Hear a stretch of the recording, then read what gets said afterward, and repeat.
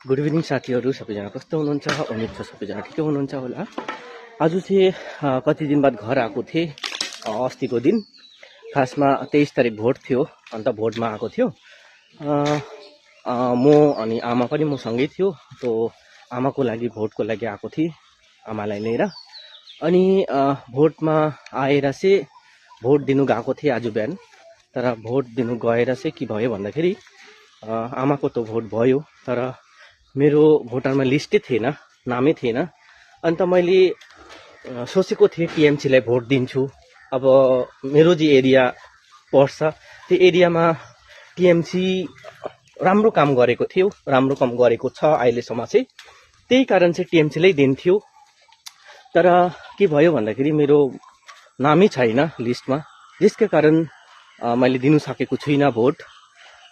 अनि सिर्फ मेरो मात्रै होइन, मेन थिङ के भयो भन्दाखेरि हामी 9 जना भाइ बहिनी हो। अब 9 जनामा सिर्फ आमा बाबाको अनि मेरो सानो 2 जना बहिनीको अनि ठुलो दिदीको मात्रै आएको छ। बाँकी 6 जनाको हाम्रो भोटर लिस्टबाट डिलिट भएको छ। 6 जना हामी भोट दिनु सकेको छैन यसपालि।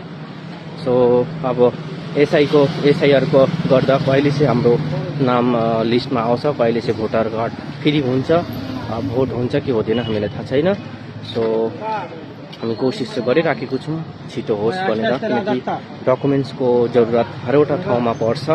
So thank you.